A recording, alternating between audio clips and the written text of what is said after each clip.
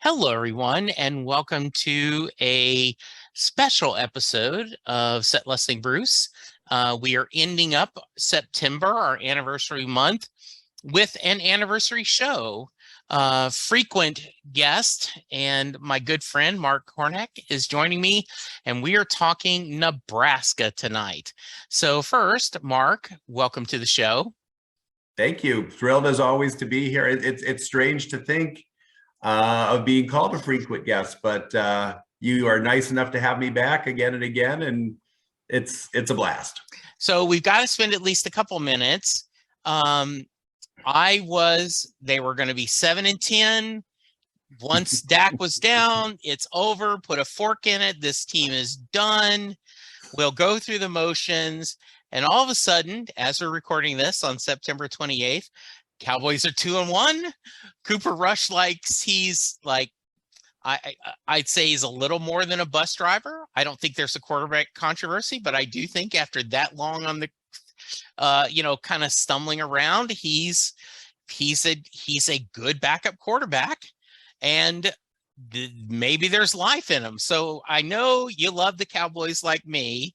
What are you thinking?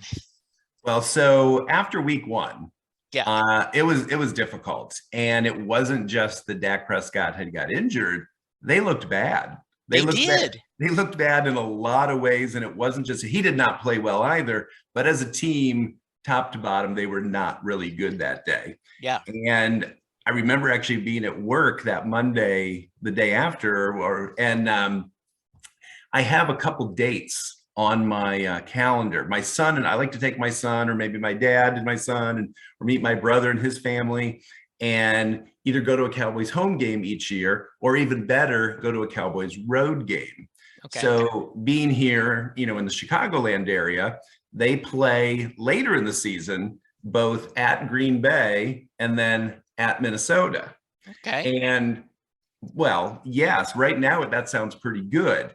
The other part of that, though, is that at 0-1 with an injured quarterback and everything looking horrible, all I could think to myself is, I'm not going to waste my time driving to Green Bay or Minneapolis to see a team that's already been eliminated from the playoffs. Now there's a glimmer of hope.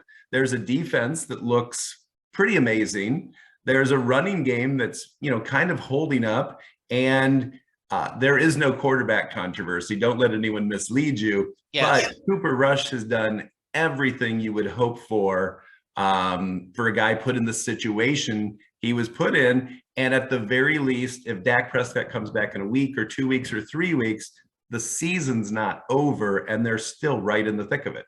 Yeah, and I do think he's made himself a little money. I think either Dallas will come back and say, hey, look, you're comfortable here. We paid you $1 million. Let's figure out a way to keep you here a little bit longer, or someone else will try to go. I have to, and I promise listeners we're going to move to music in a minute, but I was just dog cussing the drafting of Tyler Smith. I'm like, this guy, he's a the team that had so many penalties, they pick the lineman that is the most penalized lineman in his conference. And 3 games in, I'm going, well, maybe there's a reason why I don't do this for a living, because he's showing a lot of potential. He is showing a lot of potential. He's actually played really well. I think I felt a little bit like you did, although that is a position they needed to draft at. Right. I don't know if I have faith in the front office at all, or if maybe I should or shouldn't. I totally believe Micah Parsons fell in their lap much more than that's who they were targeting.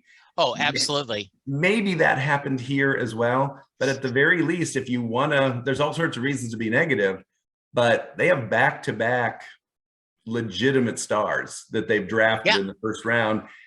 And at the very least, that's keeping them. Those 2 guys have made a huge difference after 3 weeks. Yeah, and I love eating crow because, and on my buddy Gary talked about, he was down on Parson. He's like, this is horrible. He's a bad dude. And he says, now then, I apologize for everything because he's a good dude, and there is a chance he could be. And you got to have a lot of playing, but he has the potential to be one of the best. So yeah, for fun, I put very early on Monday morning, and I think I'm gonna do this every week, is I'm gonna throw it open to any Springsteen fans that are fans of the Giants or the Washington football team or whoever we're playing, that I'll bet $10. And if the Cowboys win, your team, you have to give money to Bruce Funds.